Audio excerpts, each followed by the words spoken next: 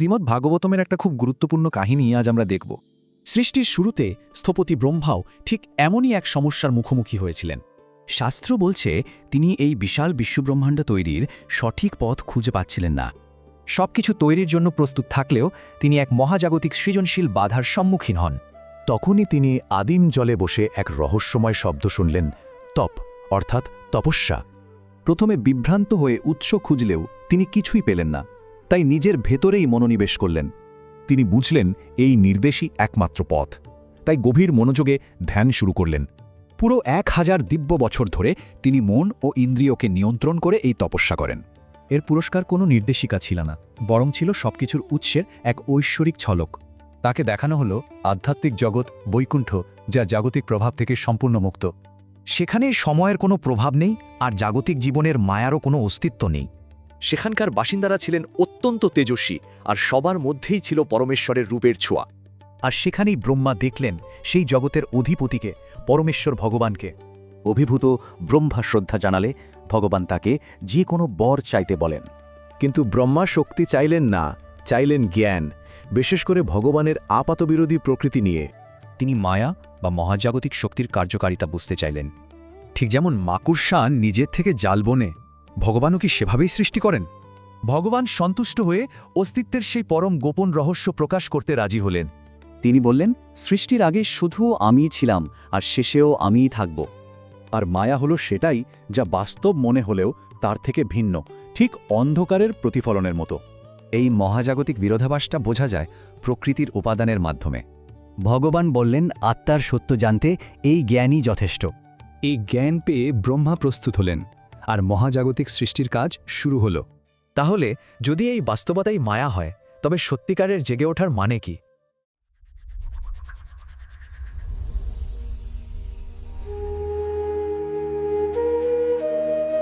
আমাদের আজকের আলোচনায় স্বাগত। আচ্ছা, একবার ভাবুন তো, আপনাকে একটা গোটা মহাবিশ্ব তৈরি করার দায়িত্ব দেয়া হলো, কিন্তু আপনার কাছে কোনো ম্যানুয়াল বা গাইডবুক নেই। বাহ, দারুণ একটা পরিস্থিতি। ঠিক এই অবস্থাই হয়েছিল সৃষ্টিকর্তা ব্রহ্মার। আজকের উৎসগুলো আমাদের সেই মহাজাগতিক সংকটের একেবারে কেন্দ্রে নিয়ে যাবে। ঠিক তাই। এটা শুধু একটা সংকট নয়, এটা ছিল অস্তিত্বের সবচেয়ে বড় প্রশ্ন। মানে সৃষ্টির দায়িত্ব কাঁধে, কিন্তু ব্রহ্মা নিজেই জানেন না কোথা থেকে শুরু করবেন, কিভাবে করবেন। চারিদিকে শুধু জল আর অন্ধকার।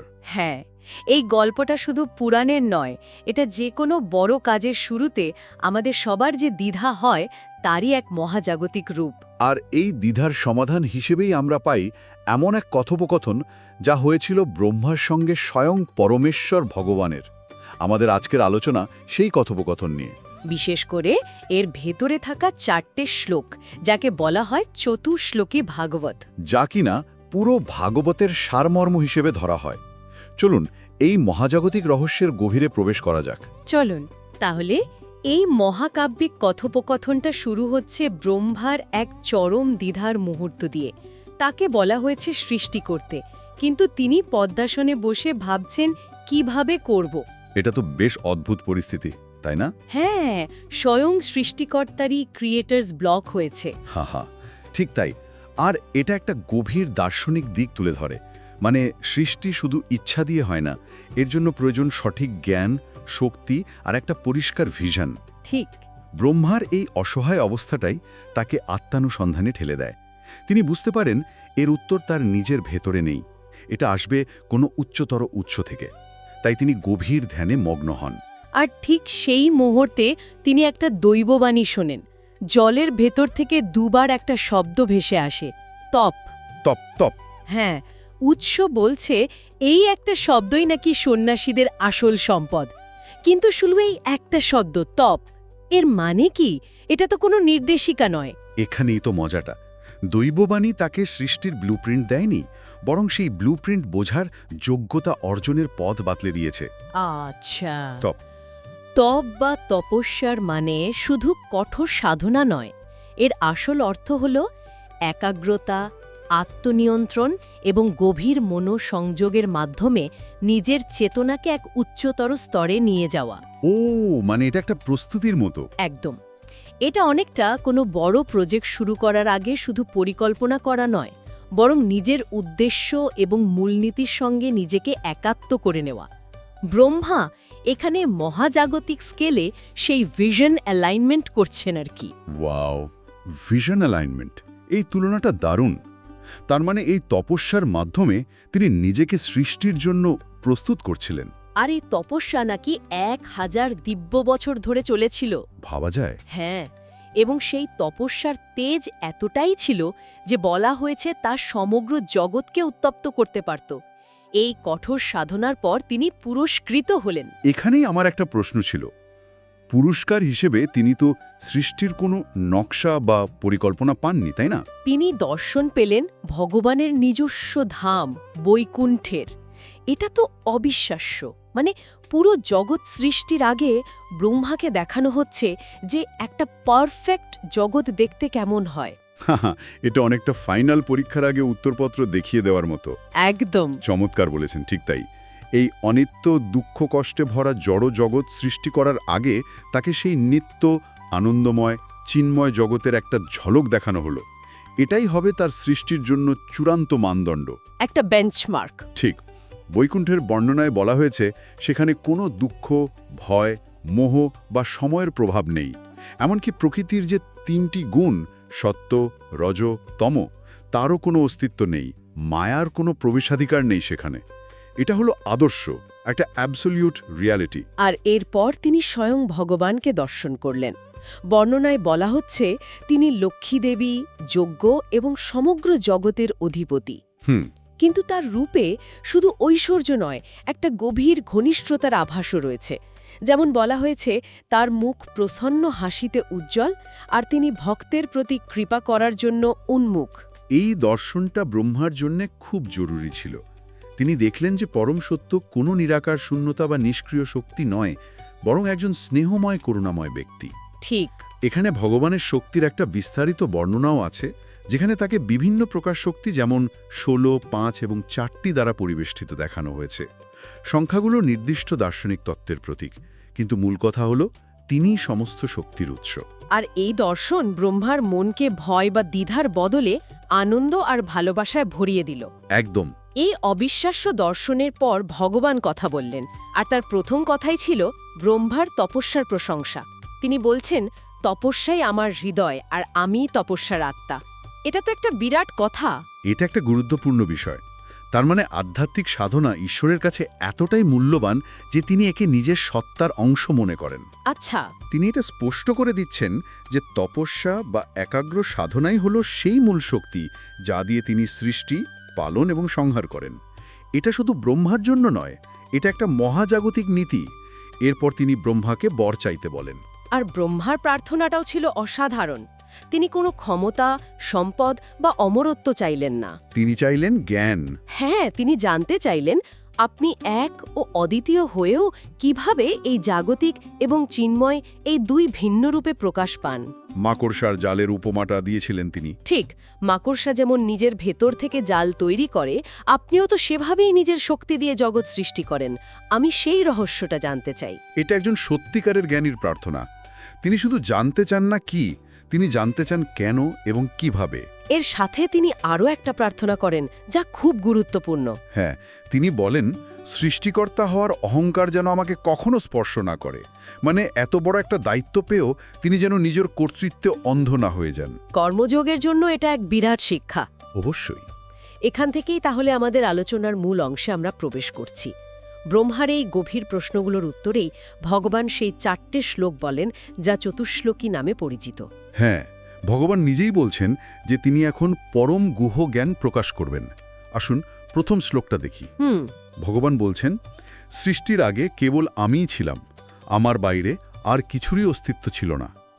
না স্থূল, না সূক্ষ্ম, না এদের কারণ প্রকৃতি। সৃষ্টির পরেও আমি আছি, আর প্রলয়ের পর যা কিছু অবশিষ্ট থাকবে সেটাও আমি। তার মানে প্রথম শ্লোকেই তিনি টাইম আর স্পেসের ঊর্ধ্বে তার শাশ্বত পরম অস্তিত্বকে প্রতিষ্ঠা করছেন। তিনিই শুরু, মধ্য এবং শেষ। ঠিক। কিন্তু এখানে একটা প্রশ্ন জাগে, যদি সবকিছুই তিনি হন, তাহলে আমরা চারপাশে এত ভিন্নতা, এত দ্বন্দ্ব, এত অপূর্ণতা দেখি কেন?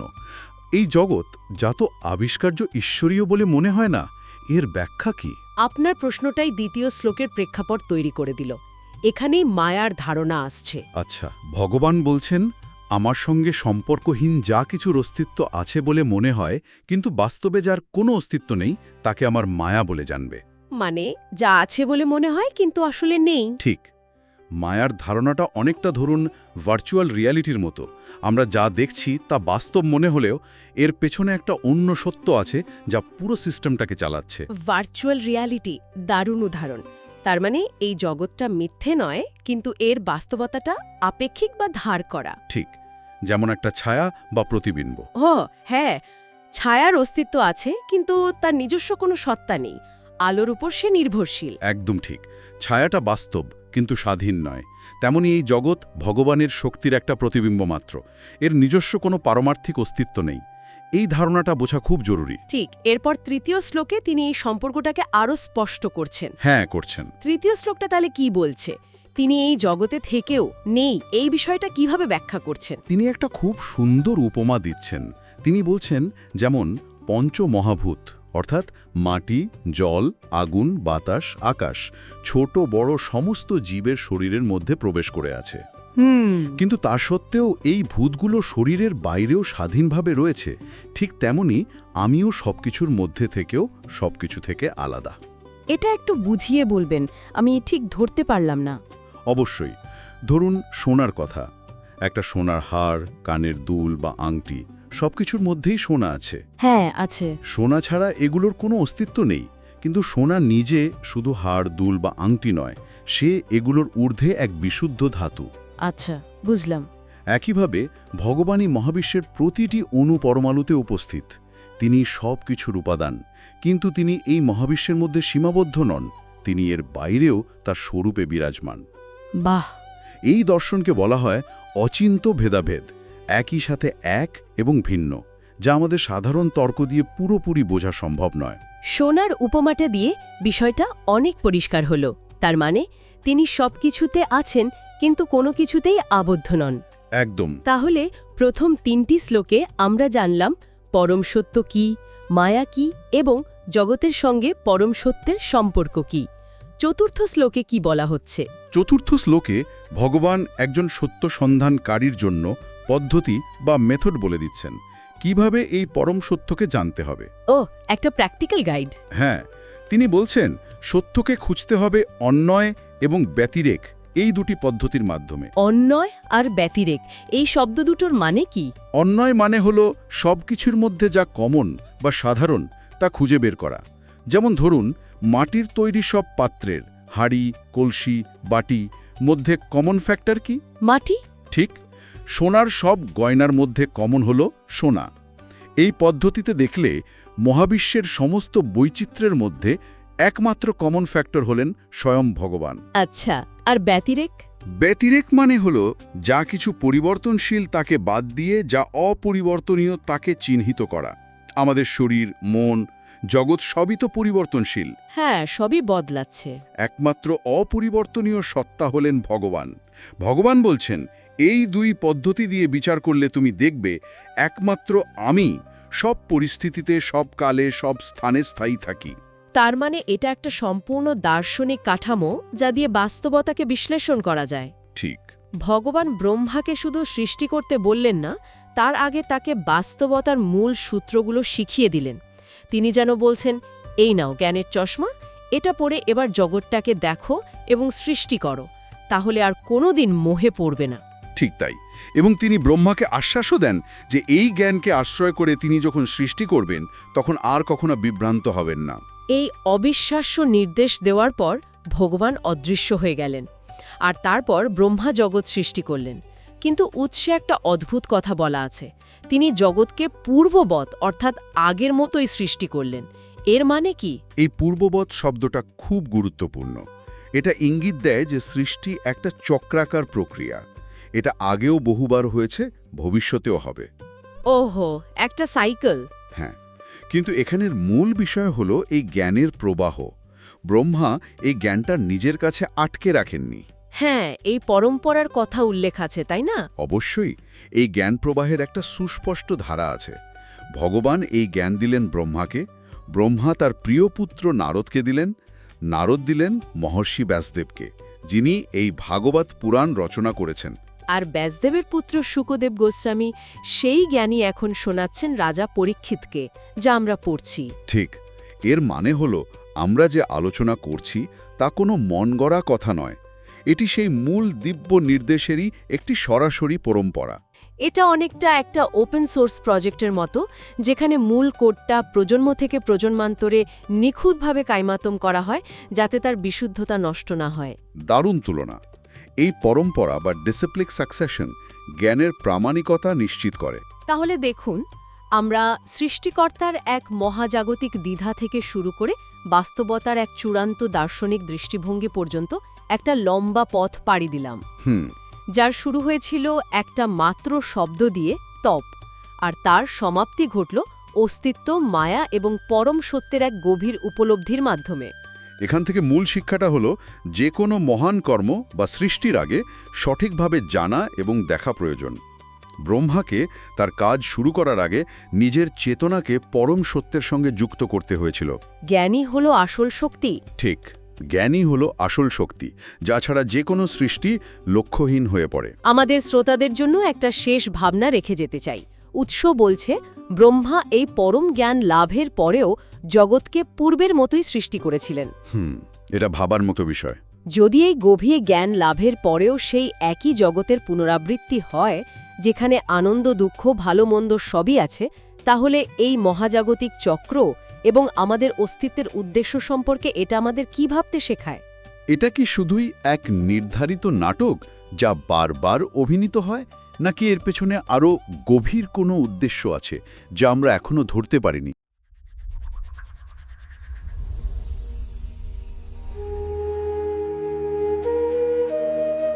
চলুন আজ একটা ভীষণ পুরনো কাহিনীর গভীরে যাওয়া যাক।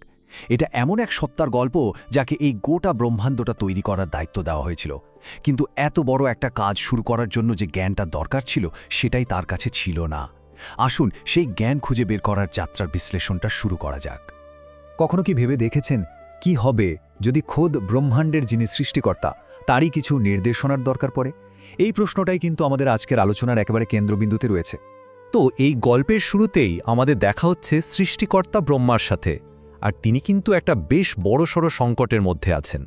ভাবুন, একেবারে সময়ের শুরুতে প্রথম সৃষ্টজীব ব্রহ্মা জেগে উঠলেন, আর তার সামনে একটাই কাজ, কিন্তু সে এক বিশাল কাজ। এই গোটা মহাবিশ্বকে সৃষ্টি করতে হবে। মানে দায়িত্বটা যে কি অকল্পনীয় সেটা নিশ্চয়ই বোঝা যাচ্ছে। কিন্তু সমস্যাটা হলো তিনি একদম দিশেহারা। ঠিক যেমনটা শ্রীমদ্ ভাগবতমের এই শ্লোকে বলা হয়েছে, তিনি কাজের দিক নির্দেশনা ঠিক করতে পারছিলেন না, বা সেই জ্ঞানও খুঁজে পাচ্ছিলেন না যা দিয়ে মহাবিশ্ব তৈরি করা যায়। মানে বুঝতেই পারছেন, মিশনটা শুরুতেই একটা বড় সড় ধাক্কা খেল। আর ঠিক এই সময় যখন তিনি পুরোপুরি পথ হারিয়ে ফেলেছেন, তখন সেই নিস্তব্ধ শূন্যতা থেকে একটা আওয়াজ এলো, আর এই আওয়াজটাই কিন্তু পুরো গল্পের মোড় ঘুরিয়ে দিল। কল্পনা করুন, সেই বিশাল কারণ সমুদ্রে ব্রহ্মা একদম একা। হঠাৎই তিনি একটা রহস্যময় শব্দ দুবার শুনলেন, ত ত। কোত্থেকে এলো এই শব্দ? কে বলছে? কিচ্ছু বুঝতে পারছিলেন না। ব্রহ্মা কিন্তু সঙ্গে সঙ্গেই বুঝে গেলেন এই তপ শব্দের আসল মানে হলো তপস্যা। তবে এটা কিন্তু যে সে ধ্যান নয়, এর মানে হলো একটা বিশেষ লক্ষ্য পূরণের জন্য কঠিন আত্মশৃঙ্খলা আর আধ্যাত্মিক সাধনা। এটাই ছিল তার জন্য পাওয়া প্রথম নির্দেশ। আর সেই নির্দেশ তিনি কি নিষ্ঠার সঙ্গে পালন করলেন। 1-2 বছর নয়, টানা 1000 দিব্য বছর ধরে তিনি কঠোর তপস্যায় ডুবে রইলেন। তার একাগ্রতা আর সংকল্পের কথা ভাবলে অবাক হতে হয়। তো এত বড় একটা সাধনার ফল তো মিলবেই, তাই না? অবশেষে তার তপস্যা সফল হল। তিনি এক দিব্য দর্শন পেলেন, এমন এক জগতের ঝলক যা তার চেনা জগতের থেকে সম্পূর্ণ আলাদা, অনেক ঊর্ধ্বে। তিনি দেখলেন এমন এক জগৎ যেখানে কোনো দুঃখ নেই, কোনো বিভ্রান্তি বা ভয় নেই। সেখানে সময়, মানে যাকে আমরা সময় বলি, তার কোনো প্রভাবই চলে না। জাগতিক মায়া সেখানে পৌঁছতেই পারে না, আর সেখানে থাকেন শুধু ভগবানের শুদ্ধ ভক্তেরা। আর সেখানকার বাসিন্দারা, তারাও ছিলেন একেবারে অন্যরকম। তাদের গায়ের রং ছিল উজ্জ্বল শ্যামবর্ণ, পরনে ঝলমলে হলুদ পোশাক, আর সারা শরীর বহুমূল্য রত্নে সাজানো। আর হ্যাঁ, প্রত্যেকেরই ছিল 4টে করে হাত। এই বর্ণনাটা শুনলেই কিন্তু মনে একটা ছবি ভেসে ওঠে। এই তুলনাটা দেখলে ব্যাপারটা আরও পরিষ্কার হয়ে যায়। একদিকে দেখুন সেই চিন্ময় জগৎ, যা চিরস্থায়ী, যার কোনো পরিবর্তন নেই, আর অন্যদিকে আমাদের এই জড় জগৎ, যা অস্থায়ী, যা সময়ের সাথে সাথে ক্ষয় যায়। এক জগতে রয়েছে পরম সত্য, আর অন্য জগৎটা চলছে মায়ার দ্বারা। একদিকে দুঃখহীন জগৎ, অন্যদিকে উদ্বেগে ভরা জগৎ। এই বিরাট পার্থক্যটাই ব্রহ্মাকে তার সৃষ্টির মূল ভিত্তিটা বুঝতে সাহায্য করেছিল। এবং অবশেষে সেই মাহেন্দ্রক্ষণ এলো। এত তপস্যা, এত অপেক্ষার পর ব্রহ্মা তার প্রশ্নগুলো করার সুযোগ পেলেন, আর উত্তর পেলেন সরাসরি পরমেশ্বর ভগবান বিষ্ণুর কাছ থেকে। পেলেন সেই পরম জ্ঞান। ব্রহ্মার প্রশ্নটা ছিল খুব সরল কিন্তু গভীর। তিনি জিজ্ঞাসা করলেন, হে প্রভু, আমায় দয়া করে জানান, আপনি কি করে একা একাই এই গোটা বিশ্বকে তৈরি করেন, পালন করেন, আবার ধ্বংসও করেন, ঠিক যেমন একটা মাকড়সা নিজের জাল নিজেই বনে। এটাই ছিল সেই আসল রহস্য, যার উত্তর তার জানা ভীষণ দরকার ছিল। পরমেশ্বর ভগবানের উত্তরটাও ছিল ঠিক ততটাই গভীর। তিনি বললেন, সৃষ্টির আগে শুধু আমিই ছিলাম, সৃষ্টির পরেও যা কিছু দেখছ সে সবও আমি, আর সবকিছুর শেষেও আমি থাকব। এর মাধ্যমে তিনি খুব স্পষ্টভাবে বুঝিয়ে দিলেন যে তিনিই সবকিছুর শুরু, তিনিই সবকিছুর উপাদান, আবার তিনিই শেষ আশ্রয়। এরপর ভগবান মায়ার ধারণাটা ব্যাখ্যা করলেন। মায়া কি? মায়া হলো ভগবানেরই এক আশ্চর্য শক্তি, যা এই জড় জগৎটাকে আমাদের কাছে আসল বলে তুলে ধরে। মানে এমন যে কোনো কিছু যা দেখতে খুব বাস্তব বা মূল্যবান মনে হয়, কিন্তু আসলে তা তার মূল উৎস অর্থাৎ ভগবান থেকে বিচ্ছিন্ন, সেটাই মায়া। ভগবানের দেওয়া এই ব্যাখ্যাটা কিন্তু খুব গুরুত্বপূর্ণ। তিনি বললেন, যেমন পঞ্চভূত মানে মাটি, জল, আগুন, বাতাস, আকাশ সব জীবের মধ্যে থেকেও তাদের থেকে আলাদা, ঠিক সেভাবেই আমিও সব কিছুর মধ্যে থেকেও সব কিছু থেকে আলাদা। এর মানে হলো, যিনি সৃষ্টি করেছেন তিনি এই জগতের ভেতরেও আছেন, আবার এর বাইরেও আছেন, দুটোই একসঙ্গে সত্যি। ভগবান বোঝালেন যে যিনি আসল সত্যটা জানতে চান, তিনি এই ব্যাপারটা মানে একই সঙ্গে যুক্ত থাকা আবার আলাদা থাকার এই নীতিটা সব জায়গায় এবং সব সময় বুঝতে পারেন। এটাই ছিল ব্রহ্মাকে দেয়া জ্ঞানের আসল সারমর্ম। কিন্তু ভাববেন না যে এত মূল্যবান জ্ঞান শুধু ব্রহ্মার কাছেই রয়ে গেল। না, গল্পটা শেষ হচ্ছে এটা দেখিয়ে যে কিভাবে এই জ্ঞানের ধারা, এই অমৃত এক প্রজন্ম থেকে আরেক প্রজন্মে বয়ে চলেছে। এই জ্ঞান প্রবাহের শুরুটা হয়েছিল পরমেশ্বর ভগবান বিষ্ণুর থেকে। তিনি এই জ্ঞান দিলেন ব্রহ্মাকে। ব্রহ্মা সেই জ্ঞান কাজে লাগিয়ে ব্রহ্মাণ্ড তৈরি করলেন এবং পরে তা শেখালেন তার সবচেয়ে প্রিয় পুত্র মহর্ষি নারদকে। আর নারদমুনি সেই জ্ঞান পৌঁছে দিলেন মহর্ষি ব্যাসদেবের কাছে, যিনি এই সমস্ত প্রাচীন গ্রন্থগুলো আমাদের জন্য সংকলন করেছেন। ভাবুন কি অসাধারণ একটা পরম্পরা। তো এই পুরো কাহিনীটা শোনার পর একটা প্রশ্ন কিন্তু থেকেই যায়। যদি এই মহাবিশ্ব সত্যিই এক উচ্চতর বাস্তবতার একটা প্রতিচ্ছবি মাত্র হয়, তাহলে শুধু চোখে দেখা আর সত্যিকারের উপলব্ধি করার মধ্যে আসল পার্থক্যটা কোথায়?